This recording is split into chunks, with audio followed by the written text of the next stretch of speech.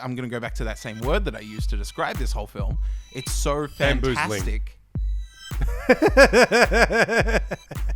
There are times when my rage at you purposely pushing my buttons I wasn't bubbles, purposefully. boils. I completely accidentally pressed your button. Boils over. And you are so lucky that you are more than an arm's reach away from me at these times. Hey, buddy. This is Now Showing.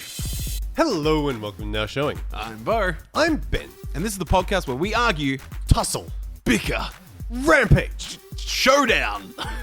fight, and otherwise discuss movies. And this week, we join the Coen brothers and basically everyone in Hollywood to Hail Caesar. Hail Caesar is about the kidnapping of a famous Hollywood actor, Baird Whitlock, played by George Clooney from the backlot of a classic Hollywood picture. Josh Brolin plays a fixer-cum-detective that tries to hold the studio together, pay Baird's ransom, and prevent the press from finding out. But the kidnapping ransom plot isn't really at the forefront. Through Brolin's workday, he also has to recover errant stars, marry off other stars, sell off unborn children, and a few other weird little errands in a collection of interwoven stories starring a huge cast like Ralph Fiennes, Scarlett Johansson, Channing Tatum, Tilda Swinton. The film within the film, Hail Caesar, is apparently a reference to a classic 1951 Hollywood film called Quo Vadis. Hadn't even heard of that one. And that's how I feel about the majority of this film. I didn't understand the references, and sometimes I didn't really know what was going on. But I think the trick is to just sit back and let the randomness happen, riding through these little vignettes that reference some particular style, or film, or place. At the moment, this film has left me completely bamboozled, but I know it'll grow on me with time. For the moment though, it's time to look up this Quo Vadis film and something called the Bible. Anyway, Hail Caesar gets 3.5 stars from me. So at the moment, you're sort of like sitting back, wondering how to feel, and just sort of trying to process it all? Because there is a lot there. Yeah, and I didn't really, the plot didn't get going until, I didn't really understand when it was going, if that makes sense, until, near the end, and then I was like, oh, this is the type of film I'm watching. So, first up, spoilers, because this is sort of a review now for the people who have seen it, because there's a lot in there, and I'm going to... There's so much to talk about, and there's so much to take from this film that because they're just different chunks. It's just different stuff. It's like a sketch show almost. It is bursting at the seams with references and content and just stories of all these different things. So the Channing Tatum scene. We are heading out to sea, and however it'll be, it ain't gonna be the same. 'Cause no matter what we see when we're out there on the sea, we ain't gonna see a dame.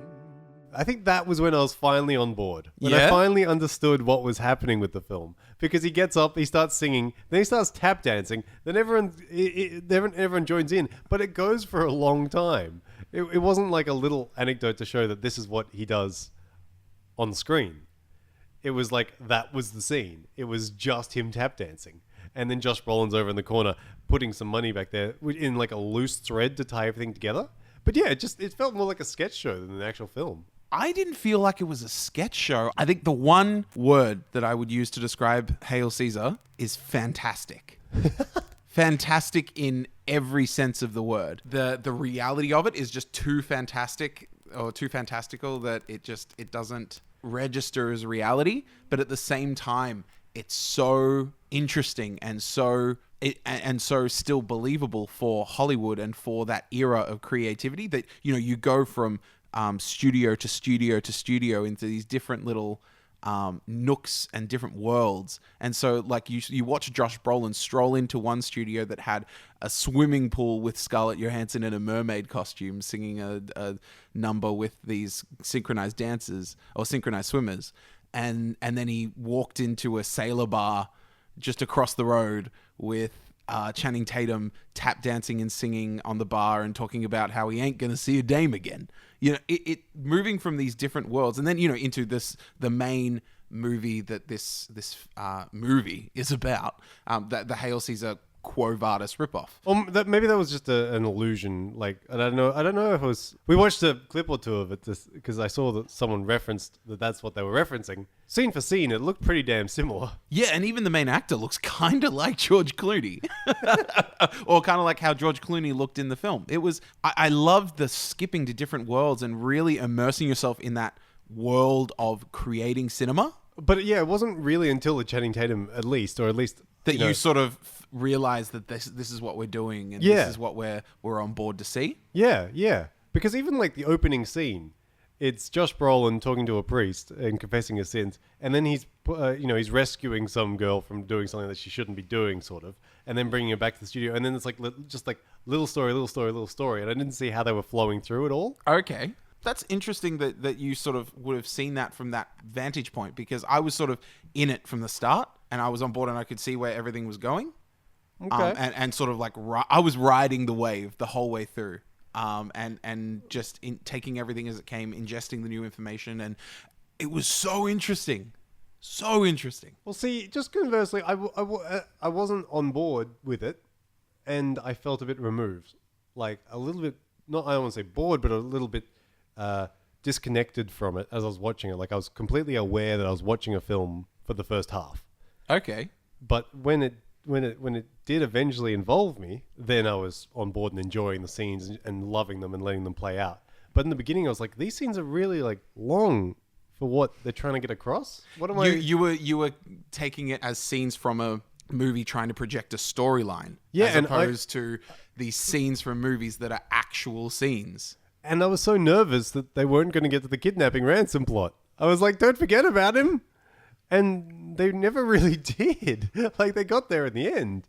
But it took so long to get there. It was really, yeah. Well, ultimately, and here's the kicker, ultimately the film is about nothing. The second film in a row.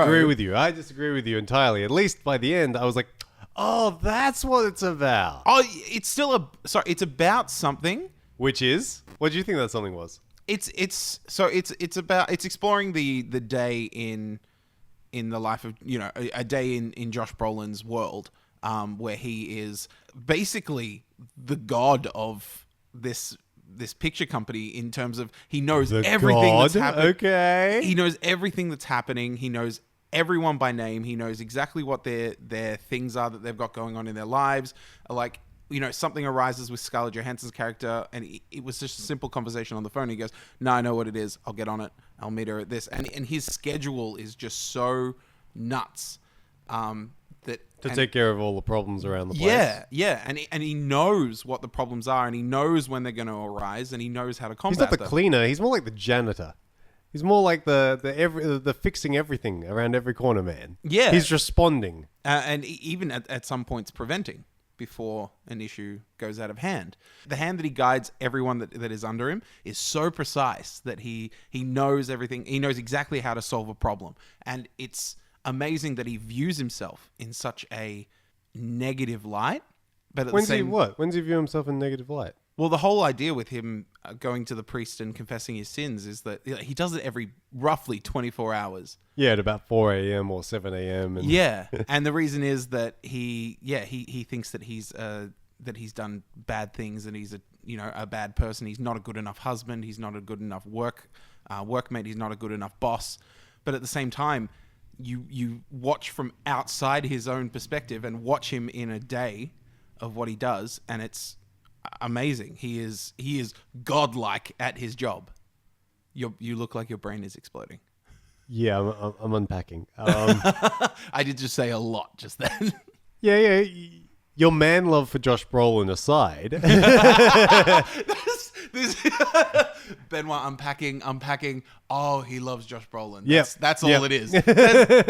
Benoit simplified. You have a way of simplifying everything in just such a demeaning way. Demeaning way? Not at all.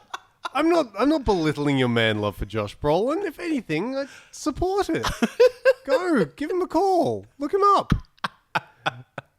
Take him on a nice date. But your man love for Josh Brolin aside, what was the film about to you? Like, was there a moral or was there a message? Because that Hollywood is fickle.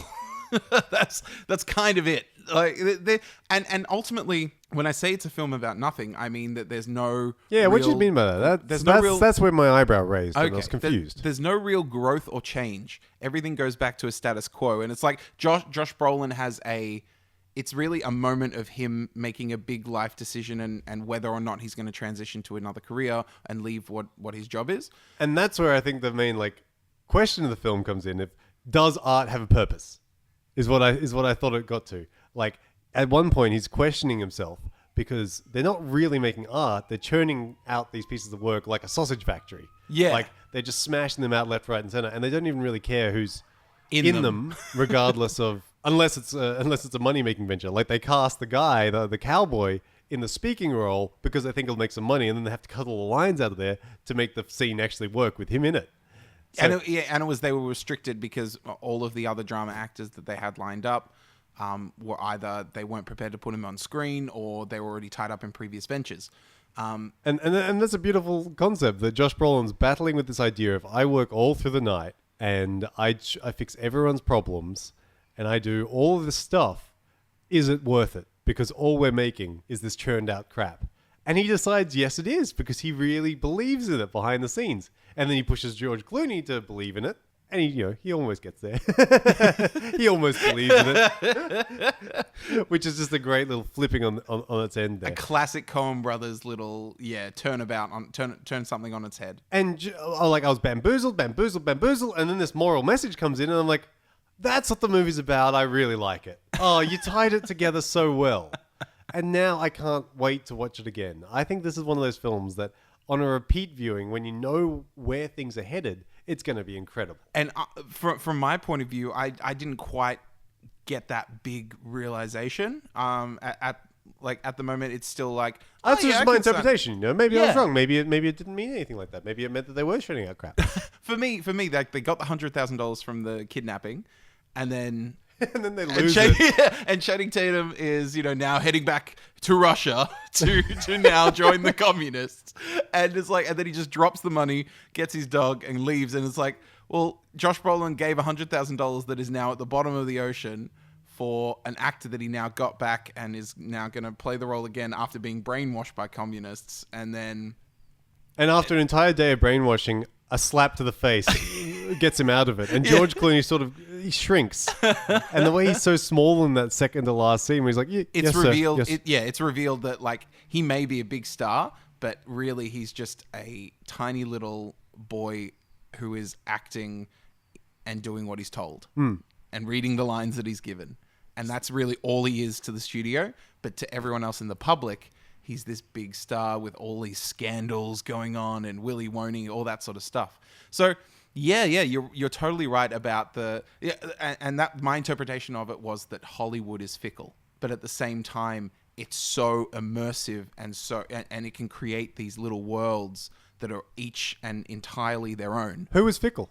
The reporters, that was the reporters were crazy. The Tilda Swintons, and the reporters were fickle. George Clooney is fickle, is the embodiment of fickle. Oh, yep. He can be Ralph influenced Fiennes, by fickle. How is Ralph Fiennes fickle? In terms of this is my artistic idea, and this is what we stick to. And just say it like I'm about to say it. Oh, and then to see it all undermined later on. Yeah. Okay, yep, cool. And then you have all the crew and the people behind the scenes that are putting in so much effort and so much. And that's why... Oh, when you say fickle, you mean that they don't care about the final product. Despite the fact that on the surface, they all seem to, and they're all putting in their best. As soon as it calls cut, they don't care. Yeah. Right. Okay, cool. Yep. I thought, I was interpreting another way, they like someone one minute and they hate them the next. But no, it's about the product. It's about what they're making. Exactly. And the lack of passion, the lack of dedication, the lack of conviction in which they do anything and in which they treat Hollywood as an idea. They don't look at performances, they look at just the actors and they look at, this guy's got a good reputation and this one has all this sort of stuff, and it's all about the Hollywood gossip and that sort of stuff. So that's what I took from it, and that's what I thought was a big thing. And from that rose an actor that I have, one, never heard of, and secondly, played the most likable character I have ever seen in any film. Obi? Obi! Obi was great. How amazing was Obi as a character? How much did you root for him? How much did you love him as an actor? Because he was in Hollywood from the ground up. He was a hard worker. He listened to feedback. And it was... I've never loved a character. I've never liked a character so much from a film before. I have a few questions about him as well. Okay. So his name, by the way, is Alden Ehrenreich. Or Yeah. Alden Ehrenreich. Yeah, and I looked him up a second ago, and I didn't really recognize anything. He's that not he'd from been anything. Yeah, He's not that's from pretty anything. cool. The biggest thing that he's from, he played Danny in Blue Jasmine with Cate Blanchett. That's his biggest role. But in this, he plays Hobie Doyle, and Hobie is... Yeah, now who's he got to be a reference to? So he starts off as a cowboy and then turns into a pretty boy later on in the film. Yeah, he basically gets cast So- in westerns because he is super fit, super great on horseback, and he has Really a great- skilled with a lasso. Yeah, but he's also got a great singing voice, and that was the original reason why he was picked up. So who's he a reference to? He's got to be a someone. He must be someone. The reason that I love him as a character isn't because I'm interested in who he's representing or who he's ripping off in real life. But it's the Not portrayal. ripping off, who it's homaging. Or yeah, but the reason that he's such a likable character is for me just his approach to Hollywood, in that he was like the one actor who Josh Brolin said, "Look, I'm going to level with you. This is what's going on." And that was my thing. In that scene, he changed. He went from being the nice, smiley boy, and he turned all serious and like, how do we fix this? And I didn't know what was going on there. I was like, does that mean he's a communist? And he's like, he knows what's going on behind the scenes? What? I thought How could that? I thought that was a possibly go- foreshadowing. I thought that was like a foreshadowing of him like acting and pretending not to be a person that he was. Because like his I don't veil understand dropped. how your brain went to that that conclusion. Because He's gone serious. He's a communist. Yeah. You better watch out if you're ever serious, Bo. Because If the second you stop laughing, no, but communist. You saw that, didn't you? Like he was one person. He was Obi for the entire film until Josh Brolin told him about this ransom, and then he changed.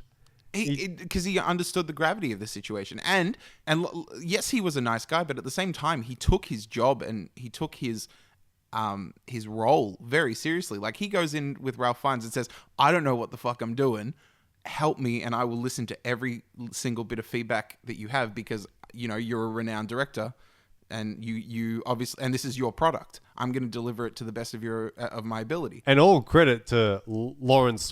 Lawrence Lawrence. Yeah. The film that they were making at the end, where he said less lines, looked really good. Yeah.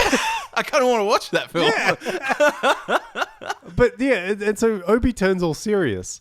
And then the very next scene, he's just spinning a lasso again. And I was like, well, something's going on here.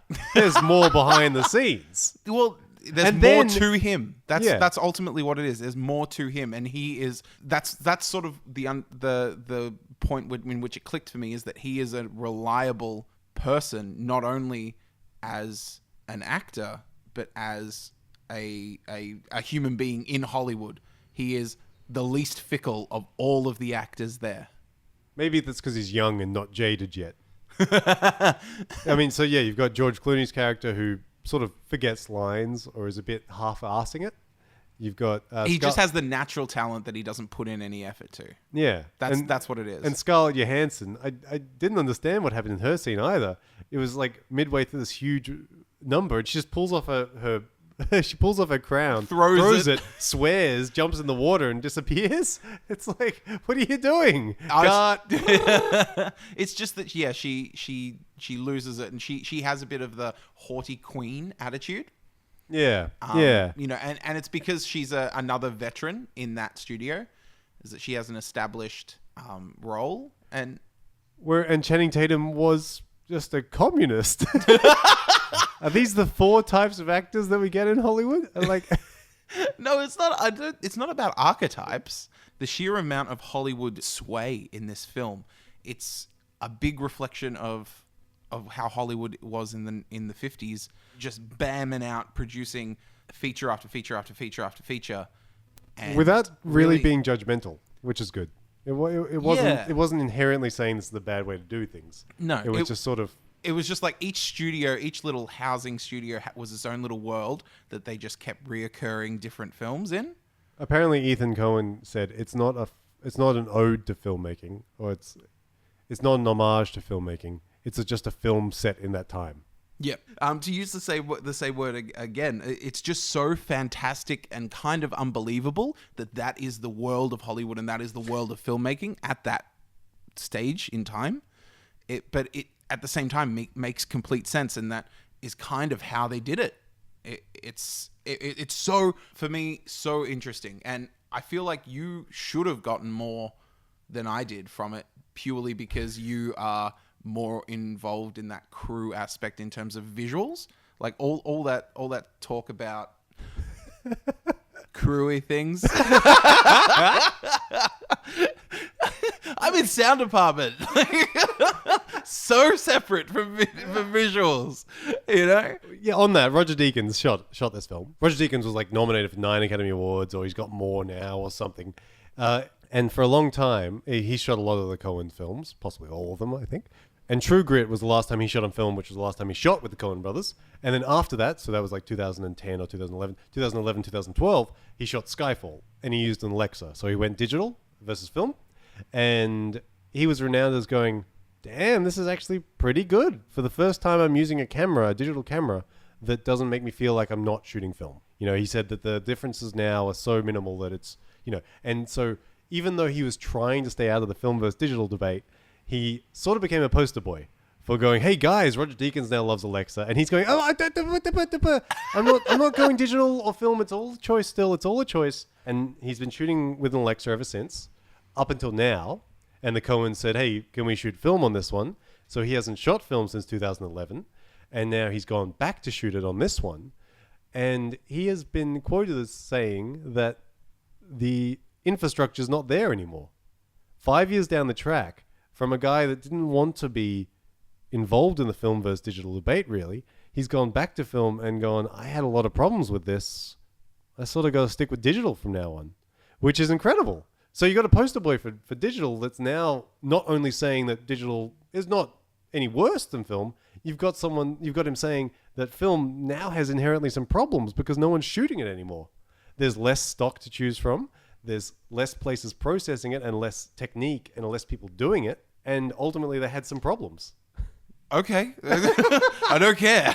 Why do you not care? That's really exciting. It's a film about films, shot on film for the first time in a little while. Yeah. Well, it's not the first film to be shot on film in a little while, but you know, it's significant.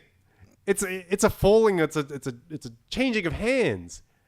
Don't shrug your shoulders at me. The only difference the only thing I need to worry about with film versus digital is just syncing audio. It's looking at the frame rates and the frame skipping, and but it's significant because it's a film about films, and they did it in that in an old timey way. Yeah, and it's interesting that you can't tell, and it doesn't really matter anyway because it's all DI'd, so they all ingest it and they color grade and they send it back out and stuff. It didn't look like it was shot on film. Like, for example, going back to Hateful Eight, you could tell that was shot on film. Because of the, for lack of a better word, errors, or the like scratches and the look and all that stuff. The stuff that you typically remove now, and even digitally. And even going to the first season of True Detective, could tell that was shot on film. Was it? Yeah, that's pretty cool. Yeah, I can deal with that. Just the color scheme of the skies and stuff. But yeah, that's the thing. It doesn't matter. It doesn't matter anymore. Like, and you couldn't tell this one, and it's now going to be hailed as Roger Deakins for Oh Brother Where Art Thou. Mm-hmm. That was the first time a full DI was used for an entire film, so a full digital intermediate. So that's why Oh Brother Where Art Thou looked so color graded. I put in inverted commas for the first time because it was the first time that an entire film had done that, and then everyone aped that and everyone started doing that. So you see, once again, we got another film that will iconically be in the future one of those ones that heralded the end of film. You look very sad about that. Yeah, it's sad. To quote the rabbi, I have no opinion on the matter. How great was that scene with Josh Brolin and the 4 religious leaders. That was okay. That was okay. That was when I was on board. Really? That early. I was just like, bam, I love it. Let's do it. No, see, I didn't quite. I knew what was happening, and it was taking a little long to get there. Yeah. And that's so George Clooney with his final speech, staring up at the you know that he's going to fluff the last line. Like I didn't. Oh, really? Yeah. I saw that coming for the entire speech, but even so, when it does happen, it's still great. Just because of his performance of the guy behind him, and like it cuts away on the perfect moment, just going, "Oh goddamn son of a." Son of a bitch. yeah, and it cuts away from that. That was so good. Like, I think in those examples where you know what's coming, it's still good because of the way it's delivered. Yeah. Like, also with the communists, the guy in the background who kept yelling the same thing and everyone kept yelling at him to shut up. Yeah. Like, you knew he was going to keep interjecting. But every time he did it, it was still really endearing. Speaking of that guy, there are so many little actors that you'll recognize and be like, hey, that's so-and-so from so-and-so. And that's the actor from blah, blah, blah. That's the actress from blah, Oh, blah, yeah. blah. That guy was Oscar Isaac, wasn't he, Beau? Shut up! Because you said it 3 times for the film. Shut up! Hey, that's Oscar Isaac. Hey, that's Oscar Isaac. And you pointed to him. It wasn't Oscar Isaac. No, it wasn't Oscar Isaac, was it? No, it was David Krumholtz. From the distance, I was like, looks like Oscar Isaac. Is that Oscar Isaac? And then in the close-up, I was like, oh, dear. I've made a terrible mistake. It's actually the guy from Numbers, which I will say they look kind of similar. Yeah. I'll allow it. I'll allow it, yeah. But the sheer amount of weight of actors that are in this that you know from things. Don't say that about Jonah Hill. Well, yeah, you got George Clooney, Josh Brolin, Ralph Fiennes, Scarlett Johansson, Tilda Swinton. You want me to keep going? One of my personal favorites, Christophe Lambert. Yep. Christophe Lambert. Frances McDormand from Fargo. Yeah, what do you think about her scene with the Moviolas? So she's the other. And I loved it. Okay. I think the physical humor was a little bit over the top with the whole scarf. Yeah. And the way she's like playing it all up and the big, I don't know. Yeah, a bit too slapsticky for me for that sequence. I think her like running everything through the editing and just like, let me just put some music on it. And the quick cuts of all the different bits and stuff was really great. It was like, it was drawing attention to the editing during the editing sequence, which was really cool. Yeah. And how cool was it that you were watching the Moviola for most of it? Like you were watching a square screen within a widescreen format, which was really cool. And like you sort of lose it, like you sort of forget that you're watching the little square within the big thing, and I was like, oh, there. Yeah, I didn't even click. Yeah, until it starts to burn, which reminds you that you're watching something, and then you finish off the scene and it's completely different. It was amazing. See, that's the stuff that I thought that this would be stuff that you'd be picking up way more than I would. That was a little bit of a. What are you giggling at? Just say it. Say it and let me cringe, and then we can move on. You just stuff that was spit it out. I'll do a bit of film masturbation. There's a little bit of film masturbation in there. There we go.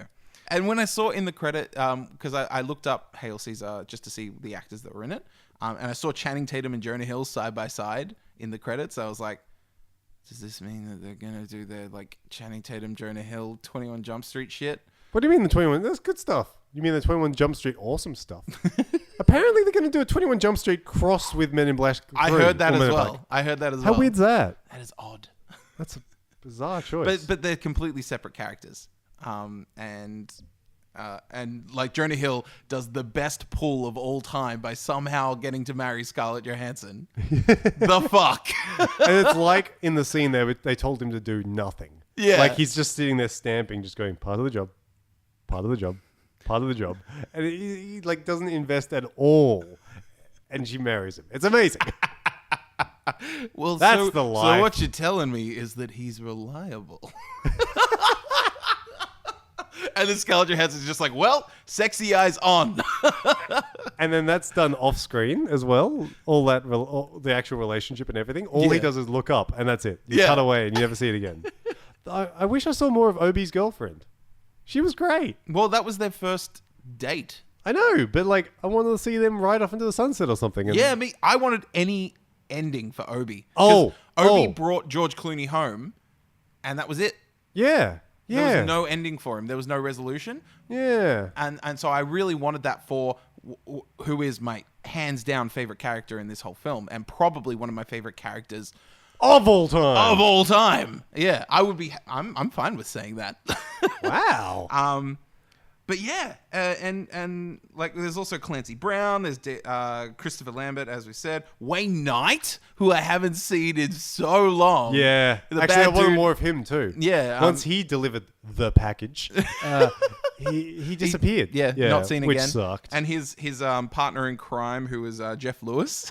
And then, like Kyle Bornheimer, Josh Cook, Jack Houston as well, all making little debuts. The final shot of the film. Yep. With Was the whole uplifting George Clooney thing. Why was that weird? It like The whole crew were getting involved and they were smiling like they'd stopped what they were doing. And go, No, "Holy shit, not this that. is The beautiful." like the very final shot. So it's like Josh Brolin is out in the back lot of the studio. He sorts some problems out. He speaks to Tilda Swinton again. He hands off the flowers and stuff, and then it sort of shows you the back lot. It shows you the studios, but it was really awkward. It like craned up over the building, tilted up to the sky. And you're like, is it going to go to the sun? Is it going to... And then it sort of like just faded out and closed again. It's really weird. I just sort of like... I sort of expected it to be a big wide shot of the studio or... It didn't go in the direction that you were thinking it was going to go. Yeah. The camera kept moving in odd ways. You're just like, what? Where is it heading? Where is it going? And then it just slams to written, directed, produced and whatever by Joel and Ethan Coen. Yeah. Yeah, I don't know. That was really weird. That's just a way to go out. I don't think that necessarily has any bearing on the film. That has bearing on the film. It has significance. See, once again, I'm sure it's a reference to something. I'm sure it's like a classic last shot from something. It is something that I am not familiar with, nor interested in. I could not be more interested. Then find out. I am going to find out. Stop bitching about it. I'm not bitching about it. I'm asking if, like, I'm checking if that struck a chord with you, if you recognize that from something, if you're keen to look that up in the future. You literally had to go, like, shot for shot and describe what happened for me to remember it. But it was the last shot. You always remember the last shot. All right. The last shot for me in my mind is with George Clooney. That scene there. No, there was another scene after that. This is where we differ, Beau. See, I didn't enjoy the film as it was going so much for the first bit. I can't wait to look up the things, find out what it was referencing, what the scenes were a reference to, and then rewatch it at some stage. That's where the real satisfaction for me is going to come in, to see George Clooney playing at being some guy from Quo Vadis. Like, that will be even more fun to me on a second watch. And see, for me, that doesn't interest me at all. That doesn't sound like your idea of a good Saturday night. I 100% want to see this film again, and I want to see all these actors and all these characters come to life. And I want cliff notes, and I want someone whispering in my ear, that's like the 1937 film starring... Like, I want all that. No, definitely not.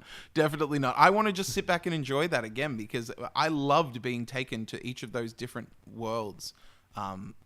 And changing from actor to actress to actor to actress that's in their element and are represented like this is their world. This is where they exist on the screens for all these people. And the entire fickle nature of Hollywood itself was, I thought it was great. I thought that it was written well. The Coen brothers did an amazing job with writing, as usual. You know, Burn After Reading is one of the best films writing-wise that came out in the last, Yeah, if you had to choose between Burn After Reading and this, because I was expecting a Burn After Reading with this one. Okay. There were some similarities with Burn After Reading, like in terms of their performances and this type of sort of slapsticky humor at stages. But aside from that, no, couldn't have been more different. Like it was Burn After Reading is like a comedy, and this is like, I don't know. Shit. How would you define this as like genre-wise? With a biopic? It's not comedy. It's not a drama. It's not a... The shit, is it? It's a kidnapping film? Is that a... The kidnapping is such like a... George Clooney knows that he's being kidnapped and doesn't care. It's not... And it's like... This actor just happens to stumble across, like, see the suitcase that Channing Tatum's holding, follows him to where Channing Tatum went, sees George Clooney there and go, we should probably get back to the studios. And George Clooney's like, okay. Yeah. He's sitting there with the cocktail, which is so cool. Yeah, it's not a kidnapping film. I tried comedy drama, but it's not really... I don't know. It's not enough of either. Yeah, it doesn't describe it properly. Yeah. It's such an odd niche for this film to sit in. But at the same time, loved it. I loved probably I was on board about 10, 15 minutes in, and I was just, as I said, riding the wave going through from start to finish. And for a film that gave me what is one of my favorite characters of all time and most likable characters of all time. Yeah, I did love Obi. Yeah, with an actor. He was pretty damn good.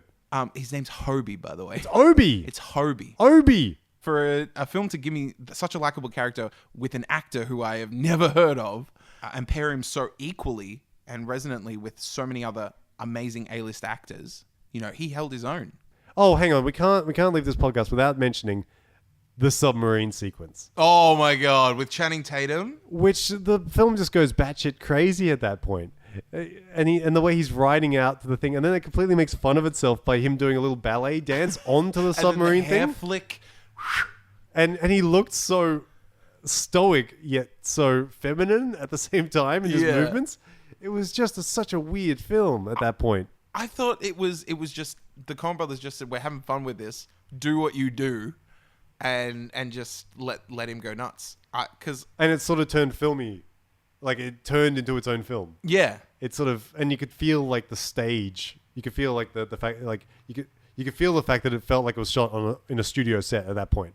And exactly. That felt like an amazing choice. It was great. So hey, and there were so many little moments like that really just brought out this film for me. Even the little moment of one of the ADs writing down some stuff and looking up at one of the guys on the cross and just being like, "Who are you?" It's like, yeah, Ian. Yeah, they didn't come back. Are you an extra or are you a principal? Yeah, are you an extra or a principal? Principal, I think. Like, I swear that was Elijah Wood's voice. That's my guess. You know how they came back to it, right? No, how they went? The dude that George Clooney was talking to, who was Jesus, was that extra or that principal that the guy was talking to. Oh. So he was basically playing Jesus. And the guy didn't recognize him between a principal and... Oh, see, that's good. Okay, cool. Yeah. And so it's small moments like that were just like, oh, it was so good. So I gave it 3.5. Yep. Because I pulled a little bit off just because of how removed I was from the film. Okay. It could potentially go up by a half star in the future, maybe. At a second watching. Doing your thing and reading the entire script and cliff notes and commentary by the directors and all that shit that you do. Yeah. It could potentially go up to a 4-star film, I think. Yep. And still just that last little bit taken off from the perfect film. Because... From Pride and Prejudice. From Pride and Prejudice. That never leaves this room. Just because comparing to other films, not stuff wasn't actively happening, it's like a reference to other stuff. I don't think the film would work so well in a vacuum, but referencing everything else and being and drawing allusions to other stuff, it really benefits. So in that way, I'm pulling just a little bit off from what I would consider the perfect film, and then just a little bit more off, just another half star off. Giving it 3.5 stars because I still felt a little disconnected from it at the moment. Okay. So where are you sitting? I would give it 3.5. 3.5. That's what I said. Yeah. You just said it in a different way. Yeah, I would give it 3.5. But I'm hesitant to do that because I feel like I liked it more than you did. Don't judge it. Don't compare it to my one. I guess that's the nature of the podcast. It's kind of sort of like my star rating versus your star rating. What we're about. But beyond that, so what? You want to give it more than me because you seem to enjoy it more than me? Yeah. That doesn't make any sense. We've arrived at the same conclusion. 3.5 out of 5. You don't have to take your star rating up or down just because mine was. In fact, this is one of those few times where we drum roll.